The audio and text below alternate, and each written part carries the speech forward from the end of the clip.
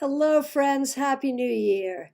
I'm Christiana Gaudet. I am live on my YouTube channel for the very first time in 2021. I am happy to see so many of you here. Glad that you're here. This is a class, it's a free class. We'll be here for about an hour, and it is called Major Arcana by the Numbers. And we'll talk about what that's going to be. I see a lot of people here in this room that I care about, and I'm so glad you're all here. I thank you all so much for being here and being part of my online tarot community. You know, one of the gifts of COVID this year is I've always loved to build community. And I put a lot of energy wherever I happened to be living and working at the time in building tarot community locally. Well, COVID put the kibosh on that temporarily. And so I moved my stuff online. And the gift has been I've got to hang out with all of you this year. And last year, now I can say last year, I promise you that as we go forward into this new year, and even as COVID will ultimately be solved, we're going to keep all this going because it is way too much fun. Typically, I do 2 classes a month and 3 tarot meetups a month, every month here on YouTube on this channel. If you've not subscribed to this channel, please do so. And I also appreciate it if you hit like on this video. So thanks so much for doing that. So this month we are doing 1 class, this one, and 1 meetup, which is going to be next Sunday, the 10th, also at the same time slot, 4 p.m. Eastern Time. We're only doing 2 things this month because, say it with me, y'all know why, because of StarCon. StarCon is this month. We have been planning this for so long.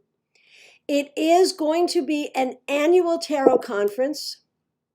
The first StarCon is going to be online only. We're using the Accelerants platform, and it's pretty great. To find out more, go to starcon.com. That is STAARCON.com. You can get your tickets. There's a code there to give you a discount on your tickets. Ticket prices range. There's a $5 ticket. You can get a full day for $125. You can do the pre-conference intensive for $195. You can do it all together for with the discount, it comes in a little under $400. You know, there's a lot of different price points. And what that means is there is a level of conference that will work for you. We have some of the best tarot teachers of the world. And so please do join us. Dina just dropped the link. Thank you so much. Really appreciate that. If you haven't gotten your tickets, we are counting down now. We have less than a month to go, so get those tickets. All right, now let's get going with our class today. Today we're talking about Major Arcana numerology, but we're doing it from my specific perspective. And many of you know that we find a card for the year every year by adding the digits of the year together. So it's 2021, making this the year of the Hierophant, right? The Hierophant. So I was thinking about that, and I was thinking about how, year of the Hierophant, that can mean some good things, that can mean some bad things. I wrote a blog post about it. As I was thinking about it, I thought, you know what the Hierophant really needs? The Hierophant needs temperance. Why does the Hierophant need temperance? Because the Hierophant can be damn dogmatic. And temperance can help smooth that out, because temperance takes a little bit of this and a little bit of that and blends it together to find the right solution. Whereas the Hierophant can be like, it's this way, this is the only way, right? And so I thought about that, and then I realized that in tarot numerology, they're the same number. The Hierophant, of course, is card 5. Temperance is card 5 because it's 14. 1 plus 4 is 5. So then I thought, well, temperance helps the Hierophant, right? They work together.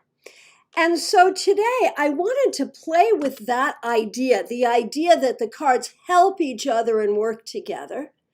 And I wanted to play with a couple of other ideas around the numerology of the Major Arcana, remembering that there are no rules here. You know, different people think different ways. I'm going to throw out some ideas to you and see what you think about them. But this is a class to get you thinking, not necessarily to teach you any kind of dogma, right? So this is more a temperance class than a Hierophant class. Fair enough? So the first question when we think about tarot numerology is what to do with the Fool. So, and you know, I spoke about this in one of our tarot meetups recently, and also in the blog post that I told you about. And I will tell you that my feeling about the Fool is card 0 for a reason, and we don't need to include the Fool in our tarot numerology conversation, because the Fool, as card 0, travels throughout the deck, is connected to every single other card, represents each one of us on our journey through life, and is really its own thing.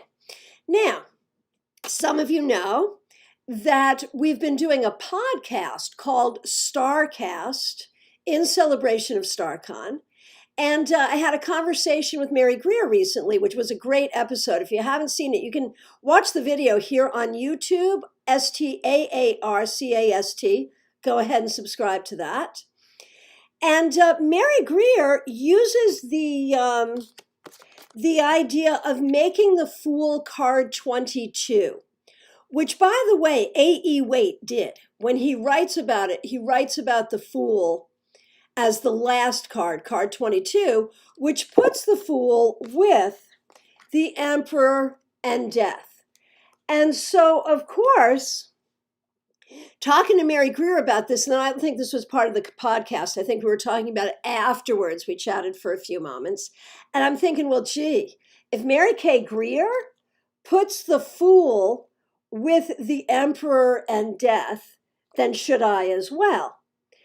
And I still don't know that I do, but I thought it would be interesting for us to start this conversation, you know, with this question. I'm going to lay out a couple of different questions and I'm going to ask for your comments, okay?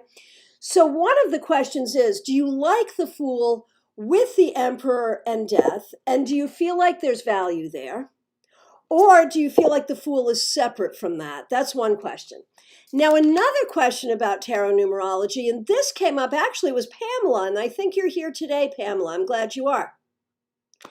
In talking about how we do tarot numerology, I feel like, and Pamela says Fool is 22 is also an older tradition than Waite with Marseille. That could very well be. So that's a thing, right, if you want to do that. Pamela also spoke about the idea that, you know, I have always looked at Major Arcana 1 through 9 as being this special subset of the Major Arcana. And maybe that's because I've done a little bit with numerology, and in numerology you have 1 through 9, and that's what you have. So for me, I've really felt like cards 1 through 9 as birth cards, as year cards, you know, that's all you need, that there's something special about cards 1 through 9. And so the double-digit cards, in my mind, are more helpers or adjuncts to those first 9. Now, Pamela opened up my mind to the idea that they really can stand alone. And so you can be in your temperance year or your devil year. And so, you know, we all have our own way of looking at this. There is no right, no wrong. So my first questions, and some of you have started answering this already, and I appreciate that. I'll go through and look at the comments. My first question is, Fool stands alone, or is 22 therefore 4? And if you want to go further, if the Fool is 22, therefore 4, it's hard to say, how does the Fool work with Death and the Emperor? And I can actually think of some ways, and that's really what my conversation with Mary did. So we'll talk about that in a moment, number one. And number two, do you think about those single-digit numbered cards, 1 through 9, as being somehow a special subset, or do you not? Again, no right or wrong. This is all about opening up our mind to conversation. I think a lot of the best part of tarot study is not necessarily about coming up with the right answer. It's about the conversation. It's about the consideration. It's about the compare and the contrast, whether we're doing it on our own, having a conversation with ourselves, or whether we're lucky enough to be in a group, having a conversation one with another. Okay. So let's see what people have to say about this.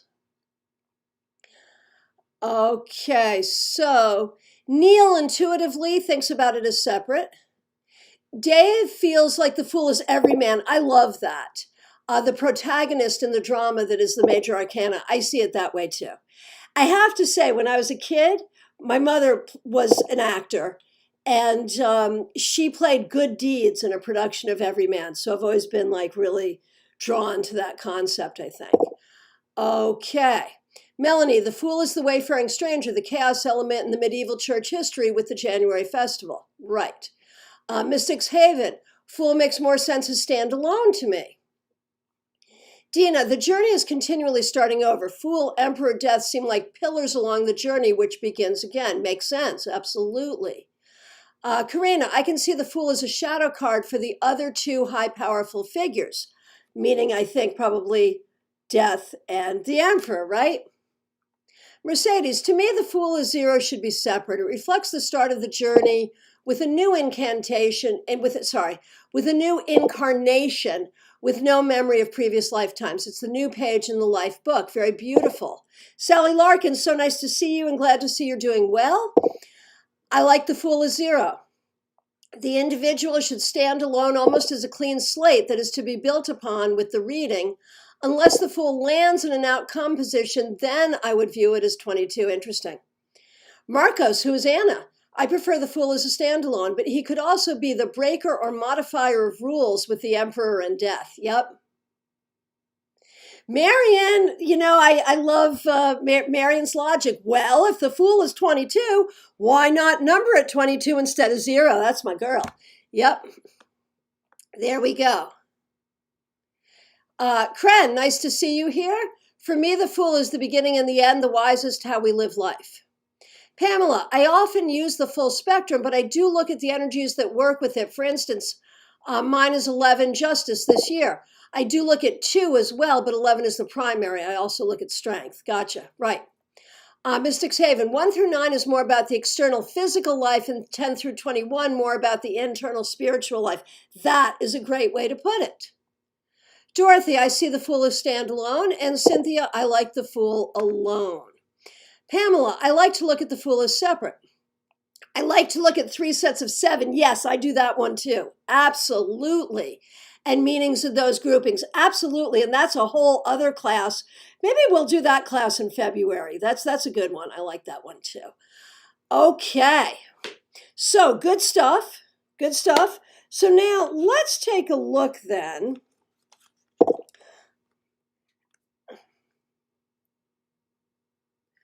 Ashriel, why are we considering 13 Death and 5 the Emperor? Emperor is 4. And so Death is 13, 1 plus 3, and Emperor is 4. So we know that these two, and let's start with this pair then. We know that these two go together because they're both 4s. And when you think about, okay, so the question is, how do they go together? How do they inform each other? And in my theory, the double-digit cards help the single-digit card in some way. This is just a theory that we may or may not prove true.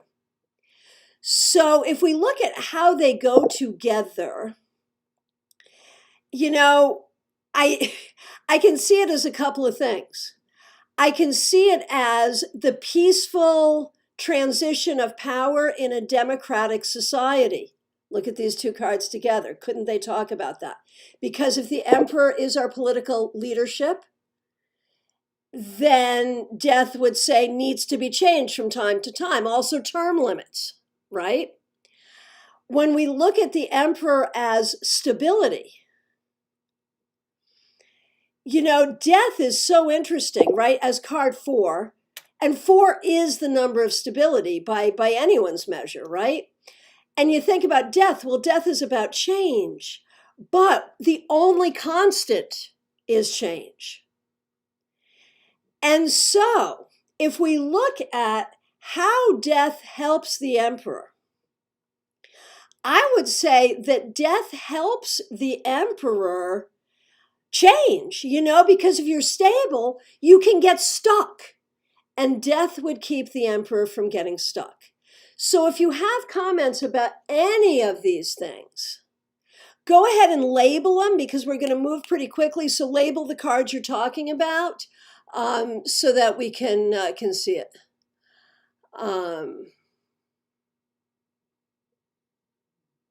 So Dave, with the dawning of computers and digital thinking, we've started thinking, beginning the number system at 0. Right, because of binary. That wasn't done very often prior to that. Right. Right. Okay, Lassie. I love how the Fool begins with 0 and the world's wreath is a 0. I like that. That's good. Strength reversed. I like Fool standing alone, but I'll probably change my mind tomorrow, right? And there's every reason to change our minds all the time. That's good. Raised by wolves, the Fool is numbered 0 for a reason. Okay, hey, David Zonker, nice to see you. They've been to the top of the mountain. They have seen the white sun. They are foolish because they are choosing to go down back the mountain to live again and do not need to. Definitely 0. Okay. Pamela, 4 is stability, but careful of stagnation. Change is the remedy for stagnation. Yeah, that's how I see it. And can lead to stability in many cases. Dorothy, both death and emperor are implacable. Implacable? Is that the word? Karina, death and the emperor are my sister's birth cards. I'm supposed to do a reading for her, have been struggling with how to do that. So do you always include birth cards in a person's reading? That's an interesting thing. That's not something I necessarily do. But if I were to, in this case, I would look at,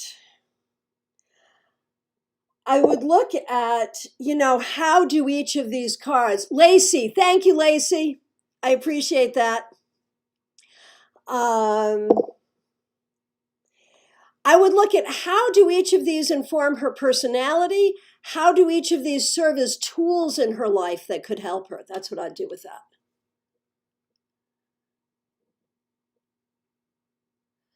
Okay, Dina has jumped to the Moon and the Hermit. Thinking that the opposite, meaning thinking that the single digit numbers help the double digit numbers. Sure could. And you're thinking because the Moon is the higher octave of the Hermit and seems inscrutable. Sure.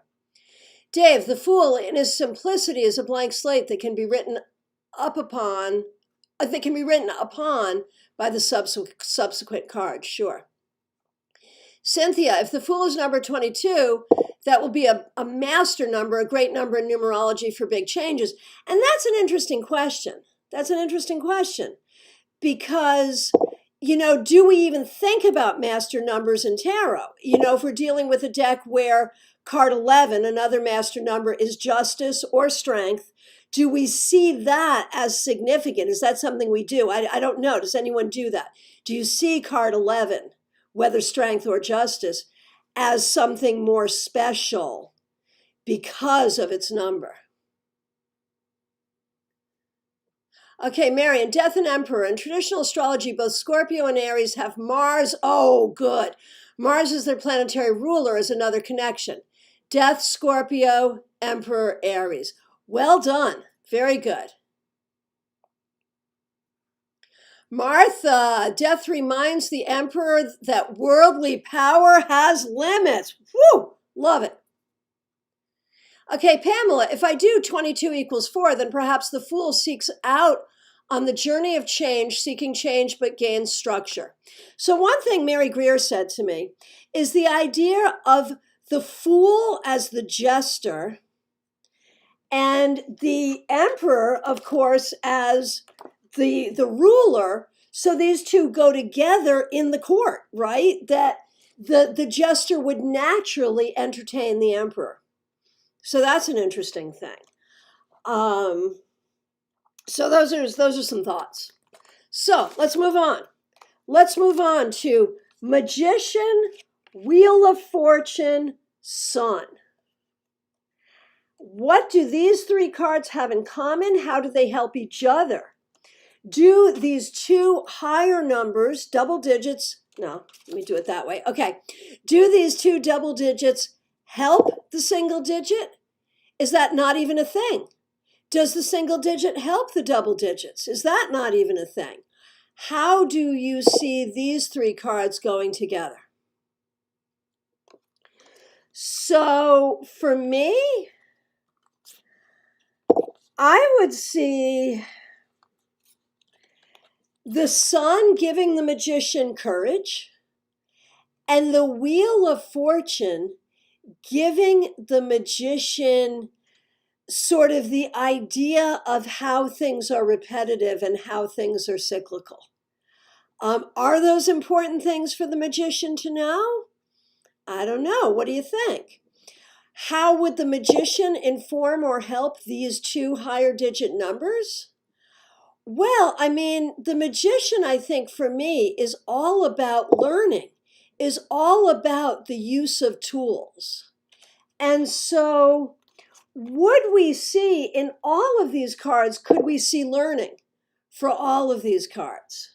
So the Wheel of Fortune, of course, we're learning about patterns. We're learning about the ups and downs of life. We're learning about the forces of nature that we cannot control. But that brings us to another thing, because the Magician is also about power. And the Wheel of Fortune is also about power in terms of the power of the forces of nature.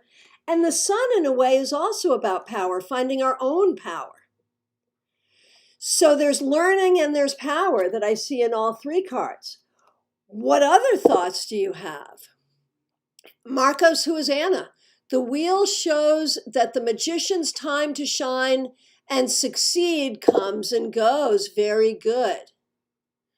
Dina thought about the double digits as shadow work. Can you expound on that some more? That's very interesting. I'd like to hear more. Hey, Robin from the other side of the world, glad that you were here. Okay, and Dorothy, going back to the Emperor and Death, speaks about water and fire keeping each other in check. Very good. Okay. Dave, Magician, Sun, Wheel of Fortune. There's a concept of cycles and infinity within each of these cards. Yeah, there surely is. There surely is. Mercedes, the wheel shows the four elements which the Magician uses. Oh, good. The wheel shows the ups and downs of power. Good, good. And of course, when we talk about ups and downs, what does the Sun do? It rises and sets, doesn't it? And now when we think about the number 1, we think about initiation, seeds, beginnings. And, you know, do we see that? I mean, obviously, we see the Magician as the initiate. But do we see that in these two cards too? How do we see 1 in these two cards? I mean, you know, there is this beginning and ending of the cycle that shows up with both of them. Okay. Oh, Martha, the Sun cycle is also called the Wheel of the Year. Maybe a connection there to the Wheel of Fortune. So good. So smart. Which the Magician would use for his power. Oh, oh, oh. If we think of the magician literally as a magician, one who works magic, we use both of these things. The Wheel of Fortune, the cycles of nature, and the cycles of the sun in the magic that we work. Oh, oh, oh, how cool is that? Okay, Dina, expounding as requested, thank you so much, the more spiritualized internal journey of the higher cards, but if not realized, can have a dark side. Oh, heck yeah, very good. Okay, the Moon Chariot. The magician's actions, manifestations can show up later in the wheel, sure. Ashriel, wheel plus sun, say that magician is constantly manifesting. Magician's fingers pointing to what's above and what's below, just like the cycle of the wheel. So good. Ashriel, and the sun rises and sets as well. Oh, this is fun. Good stuff here. Okay, let's move on. Let's move on to the twos. High Priestess, Justice, Judgment. Understanding, I'm a real weight girl. If you're working with a Marseille deck, if you're working with a Crowley deck, you're not going to have justice here. You're going to have strength here, which is a whole other story, right? So if anyone wants to play with that, please do. One of the reasons I love Justice as 11 is I feel like, no, what am I doing here? This, no, not that. This. Okay. One of the reasons I love Justice as 11 is I feel like they both have this balance thing going on that is so incredibly important.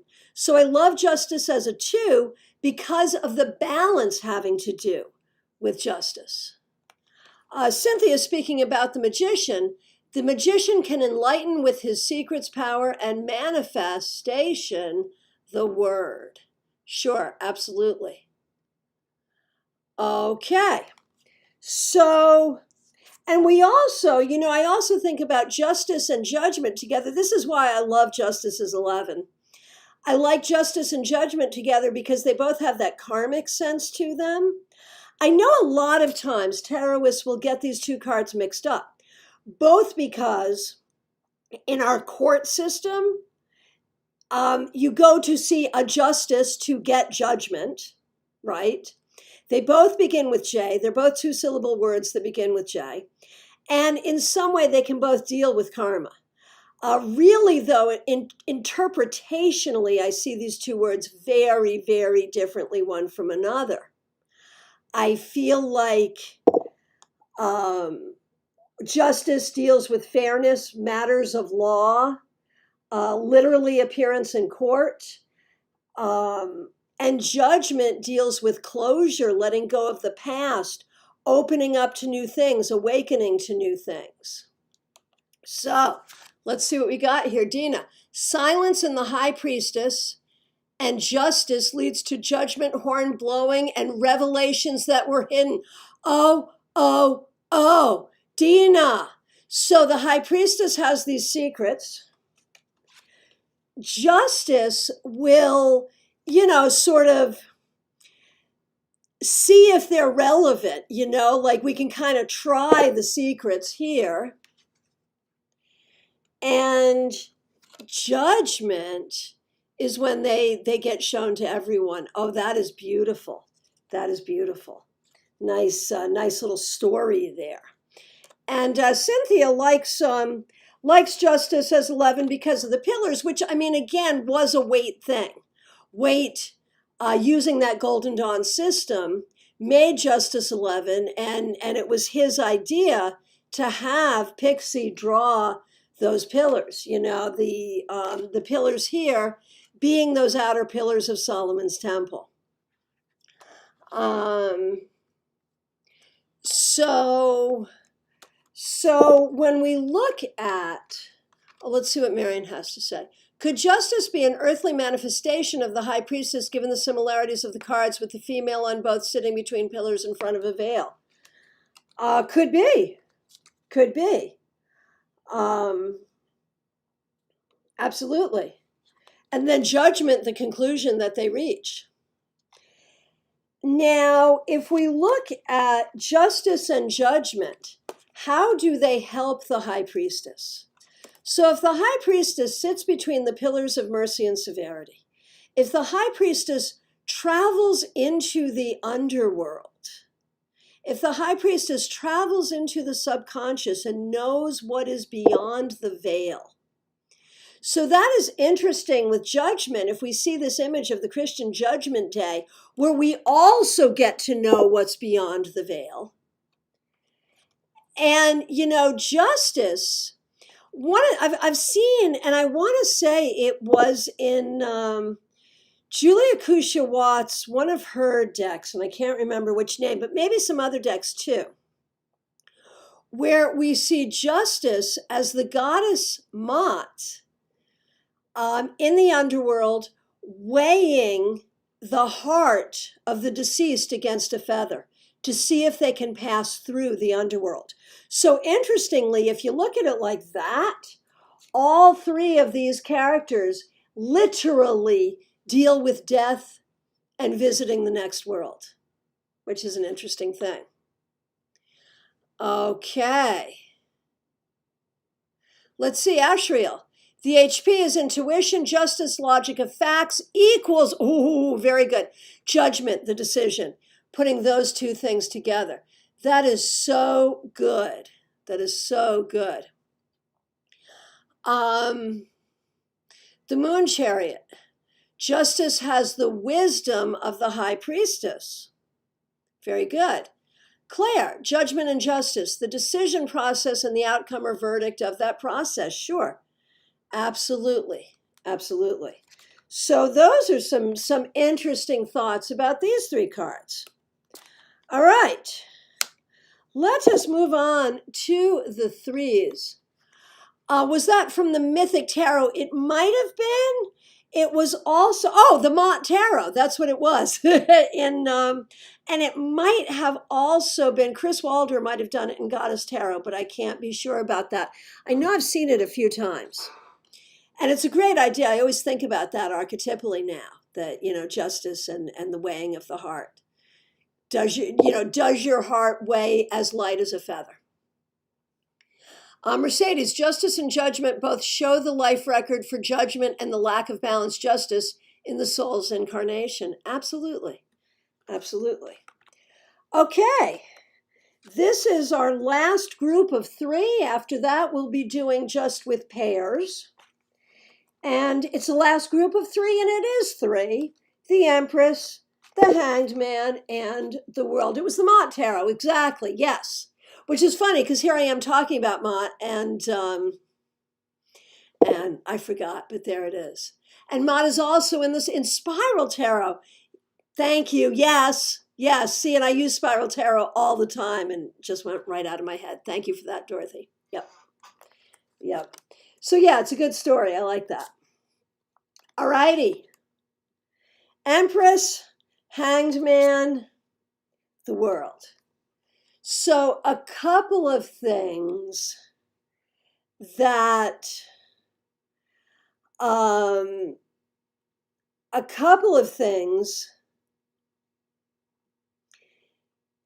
here have to do with all of them, with birth, you know, in the sense that the Empress is pregnant. In that same tarot, Julia Kusha-Watt, no. Another Julia Kusha-Watt's deck, Ancestral Path, but others too, maybe. We see the Hanged Man literally as a baby waiting to be born in the womb. You know, so the idea of waiting for birth, we're actually in the birth position here, if you will, right? So we're pregnant, we're waiting to be born, and here we actually see this wreath as the Holy Yoni, the idea of the world being born, literally in a shell and a gig kind of a way. So all three of these could have to do with birth, right? Where we have pregnancy, waiting for delivery, and finally being born. So that's kind of an interesting thing, right? Especially with the number 3 being about that production. Right, Dina, 3 is about birth. Pamela, interesting point of interest. All groups of 2 and 3, 2 plus 3 is 5. Hierophant as teacher and our learning today. Oh, so good. Thank you. That's brilliant. I love it. I love it. Okay, so what else do we see here? If we think about the Empress as being a mother, and the Hanged Man is sort of that uncomfortable place that you have to have. And the world as sort of the completion, feeling completed by motherhood. David, ooh, yes. 3's Binan Kabbalah, the great mother, yes. Hanged Man is mother letter, the element of water, all 3 feminine. Oh, so good. Thank you for that. Very good. David Zunker, by the way, is one of our presenters for StarCon, as is Marion, who is here today. So if you want some more of that good wisdom, you got to go to StarCon. Okay, good stuff. Good stuff. Now, with all of these cards too, all 3 of these cards, can there be a certain amount of waiting, a certain amount of patience, and even a certain amount of completion in all 3 of them? So, very interesting stuff. Okay, let's move on. One of my favorite pairs, the Lovers and the Devil. And of course, A.E. Waite was really clever, making them the same Adam and Eve character. And I always think about this, and those of you who do a lot of tarot readings for people, one of the jokes is that we often read for people about their love lives, and very often people who get themselves into trouble with their love lives. Well, which one of us hasn't, man? If that were a crime, we'd all be in jail. Anyway, the idea that one can so easily find oneself enslaved in a relationship, or in a relationship that does not serve us. The other thing that we have to think about with the Lovers is the Lovers is related to Gemini and air. And you'd think, being the Lovers, if it's all passion or sex or whatever, or love, it might be water, it might be fire, but no, it's air. Decisions and communication, 2 of the most important things in relationships. And then the Devil is earth, the things that we get ourselves stuck to and committed to. Okay, let's see what people have to say here. Ashriel, back to the Empress. Empress, Hangman World, the fertility cycle. So good, I love that. Strength reversed. Empress, conception and creation. Hanged Man, stasis and gestation, world birth. Absolutely. Absolutely. So good.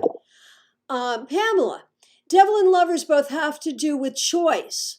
And I really think, yes, a more Marseille meaning of this card, but I like to use that with this card, because even in this, look at what's going on. The dude's looking at the girl's looking at the angel.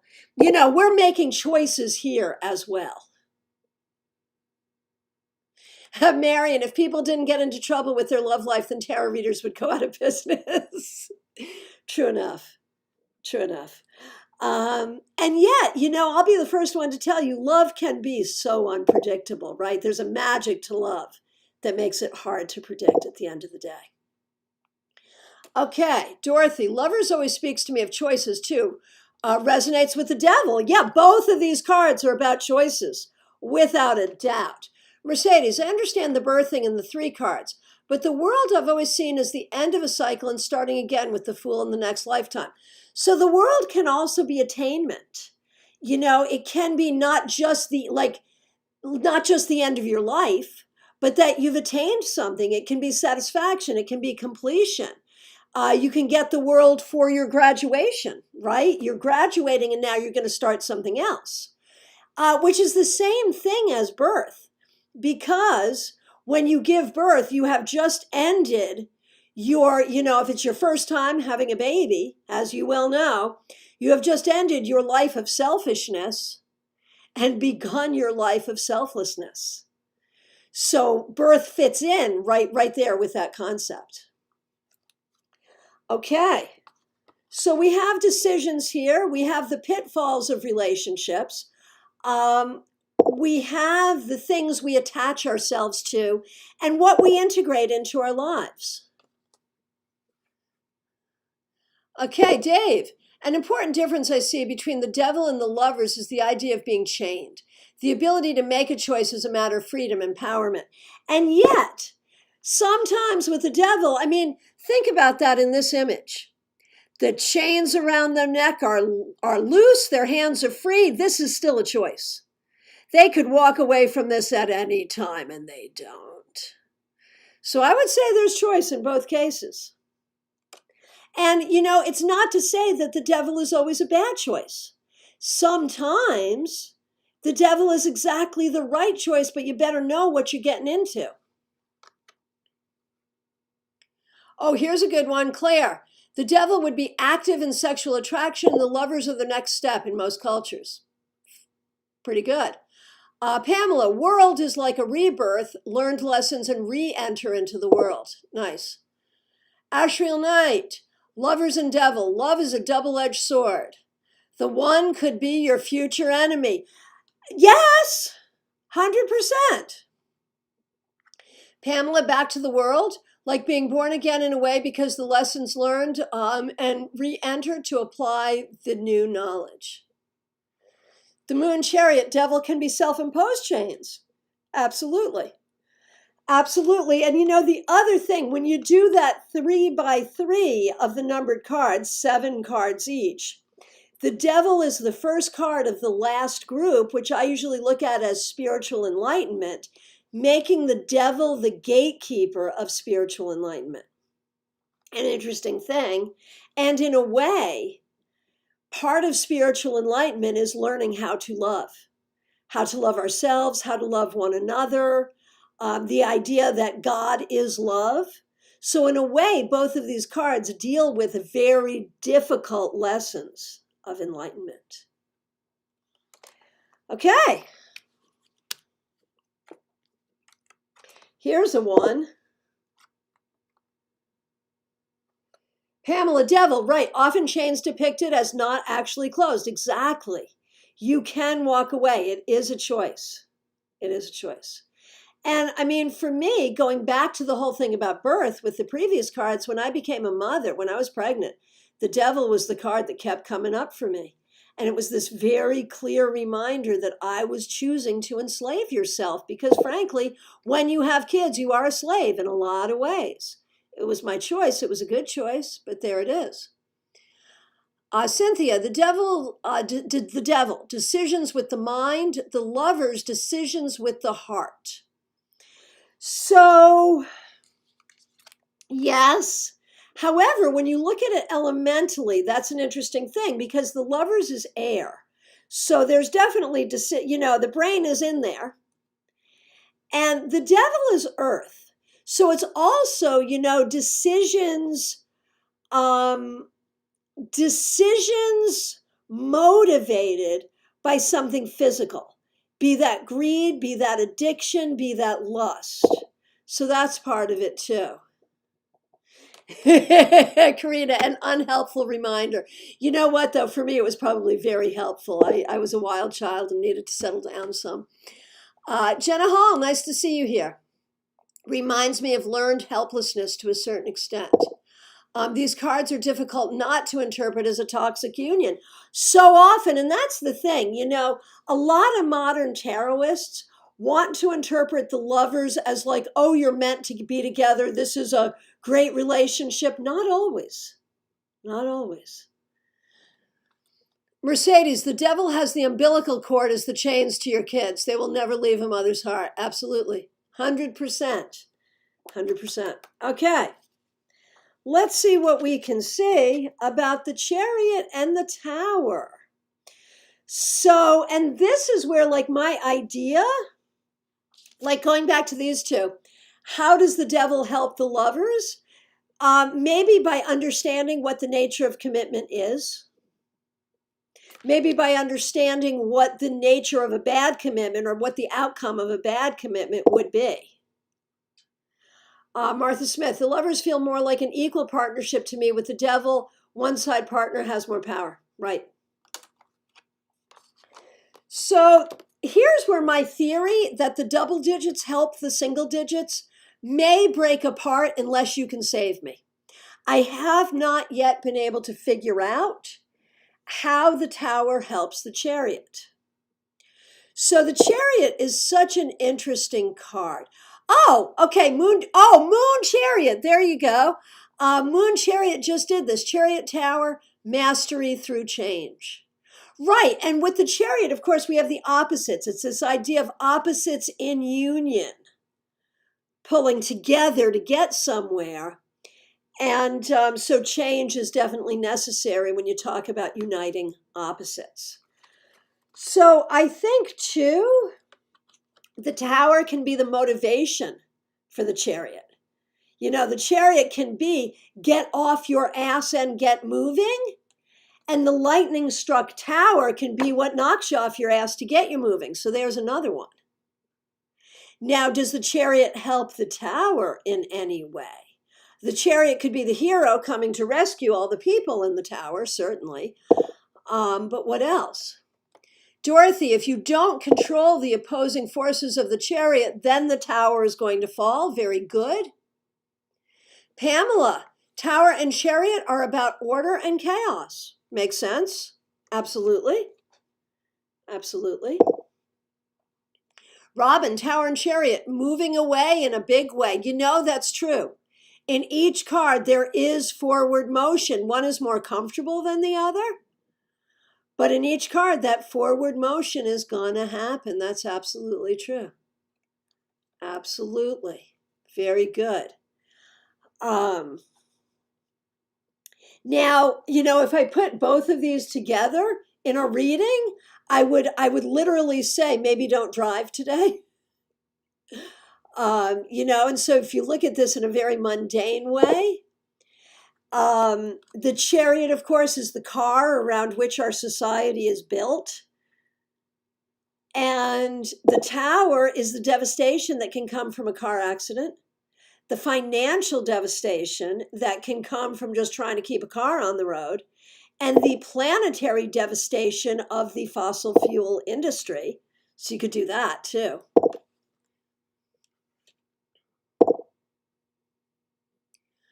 Okay, let's see. Pamela, Chariot is harnessing those energies and utilizing it. Tower is about stripping it back to the foundation of those energies and what works and not works. Nice. Dave, Tower, Chariot, both involve change, movement, but with the Tower, it's involuntary. With the Chariot, someone's driving in control. Dorothy, Chariot brings the energy to rebuild. Ashriel, Chariot cracks the whip to get moving voluntarily. The lightning in the Tower gets things moving involuntarily. Oh, so good. Style and Chica, hey, Peely, nice to see you. Tower can be change out upon you without your wanting it. And Chariot is you putting change upon yourself because, change put upon you. Tower can be change put upon you without your wanting it. And Chariot is you putting change upon yourself because you want it. So much good stuff here. I hope you are all absorbing the wisdom of all of these comments. It's so good. Marion, the Chariot, Tower are my birth cards. So the Tower likes to show up to slow me down if I'm charging in the wrong direction. Very good. Very good. Cynthia, in order to advance with new things in our lives, the Chariot, we have to end with old patterns with the Tower. Very good. Very good. Lacey, the Chariot is set in solid cement and the Tower breaks it up. Oh, so good. Strength reverse. Tower as a warning. Chariot speed can't last forever. Nice. Mercedes, Chariot holds things in balance, steering the reins. If out of balance, the Tower steps in to destroy imbalance so the Chariot can get control of the Chariot with the reins in balance. Very good. Dina, Chariot Tower, learn how to channel your energy wisely. Oh, nice. The Moon Chariot. Tower changes the direction Chariot is going. Very good. Good stuff. Okay, we got 10 minutes and 2 more pairs. Now, Strength in the Star. Okay, and recognize if you're working with a different tradition, it's going to be Justice in the Star. So play with that on your own. There's your homework. Strength and the Star. So both of these are about healing for me. For strength, it's the balance of finding the healing between your gentleness and your wildness. And with Star, it's about allowing the abundance of healing energy to come to you. Strength is about recognizing your ability. Star is about kind of knowing how to use it and the hope that comes with it. How does the Star help strength? By offering the literal healing that is needed to have the courage to put your hand in the lion's mouth and to have the control to not bite, perhaps. Sally, Chariot and Tower, visually similar cards with symmetry in both. Chariot has choice and self-control. Tower is out of your control, but both are for your own benefit. Oh, good. Do it or I will do it for you. Yes, and that comes up. You know, if you have clients that you see regularly, and there's that situation where the Chariot will show up and it's like, okay, you got to quit your job. You got to quit your job. You got to quit your job. And they don't do it. And then one day they come in, it's the Tower, they got laid off. It always happens, man. So true. Dina says that the faces of both these women are similar. Yeah, absolutely. Very, very true. So let me know your thoughts about this. And let's move on to Hermit and the Moon, which Dina had spoken about earlier. And I really love these two cards together because in a way they're both about shedding light in this sort of very wise and spiritual way. They're both about how we keep secrets, but how we share wisdom. They're both about, you know, our personal journey. There's a lot of that here too. Dina says, Strength and Star use cycles of day and night to your benefit. Sure, absolutely. Sally says, Chariot stalks me and I wonder if it's related to my bipolar. Yeah, I could totally see that. The black and white opposites having to move in union. Absolutely, absolutely. So we're looking at these final two pairs. Marion says the Star is Aquarius, Strength is Leo. Opposite and other on the astrology wheel. Opposites attract and can complement each other in their differences. So good. So good. Love it. Oh, the Moon Chariot. Very good. Hermit and the Moon both seek the unknown. Yes, indeed. Yes, indeed. Dorothy Evans, Star and Strength. Inner strength and healing, both also a time for quiet and inner reflection. So I would also say that about the Hermit and the Moon, a time for quiet and inner reflection. I would say that too. Pamela, Moon and Hermit both have limited sight and have to trust in the natural processes. Absolutely. Mystics Haven, Tower and Chariot both represent freedom to me. Sure, sure, absolutely, absolutely. Dina, same with Hermit and the Moon, Virgo and Pisces. Oh, doesn't that make a lot of sense? That's good. Dave, Moon and Hermit, all will be revealed eventually with patience. Oh, so true. So good, so true. I love it. I love it. What else we got? We are in our last 6 minutes. So any thought about these pairs or any thought about any of the major arcana and how we work with their numbers? Pamela, Moon, Hermit, both mysterious, and the answers come from gravity greater than self. Absolutely. Absolutely. Marion, Hermit and Moon both provide a source of light in the darkness. Yes, yes, yes. Now here's another one. Time. The Hermit was originally Father Time, and the lantern was originally a clock, right? It was originally an hourglass, and then it became a candle because they used candles to tell time. And then we started to see it as literally a lantern shedding light. So here he is Father Time, and the moon, of course, is about time because we tell time by the moon, right? We've got the cycles of the moon.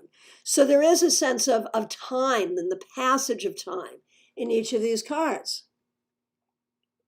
Dorothy, Moon and Hermit are my favorite cards. I like having to ferret out the truth and light. Yeah, absolutely. Absolutely.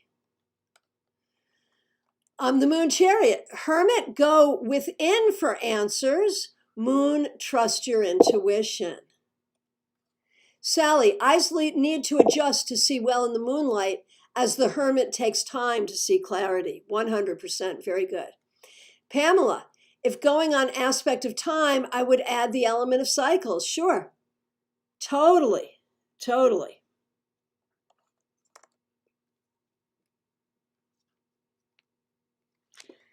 Going back to strength and the star, what about satisfaction? I see a lot of satisfaction in the star. Do we see satisfaction in strength as well? I would say yes, we do. So that would be another thing for those two. So final thoughts. And as we come to the very last few moments of our class, I want to thank you all so much for being here. I want to remind you that here on YouTube, excuse me, here on YouTube, we will have an abbreviated set of events this month because of StarCon. Our next meeting will be a tarot meetup at this same time slot next week. Sunday, 4 p.m. Eastern Time, we're doing a tarot meetup. And that's all we're going to do on YouTube for the month because we're getting ready for StarCon. So make sure you get your tickets for StarCon, STAARCON.com. That's where you need to go to learn about StarCon and to get your tickets. Let's see. Dina says the moon is in Virgo today. So doesn't that make a lot of sense? Pamela says star strength, healer, and compassion. Oh, so good. That's what I was missing. I couldn't get it out. That's it. Strength has the lemon skate above the head, so brings in divine qualities of star in order to have courage. So good. So good. Perfect. Good stuff. So in our last few moments, I want to thank you all so much for being here. I want to wish you Happy New Year. I want to remind you I am available for readings and mentorship by phone, Skype, FaceTime, Messenger, or Zoom. If you want your New Year's reading, we can do that. Just reach out. So reach out for that. Reach out to get your StarCon tickets. And make sure you join us next week for our tarot meetup. And remember that in all other months, we have 5 events here on YouTube. I thank you so much for being here. Please hit like. Please share this link so people can watch it. And remember too, that on this channel, and if you haven't subscribed, please do. On this channel, we have playlists. And in the playlist, live tarot webinars, you can see everything you've missed and everything we've got coming up. Okay. Dave, maybe in a class sometime, tie together the cards with opposing pillars. That would be a good idea. I like that. Let's do that. Very good. Thank you all so much for being here. And Sally says, I saw so many things in the cards that I haven't seen before. And that's what we're here to do. You know, it is not so much that, we're sharing particular knowledge. We're sharing an avenue for exploration. So thank you all. Dave, StarCon will rock. Yes, it will. We have so many amazing things planned. It's not even funny. well, it'll be fun. So thank you all. I will look forward to seeing you next week.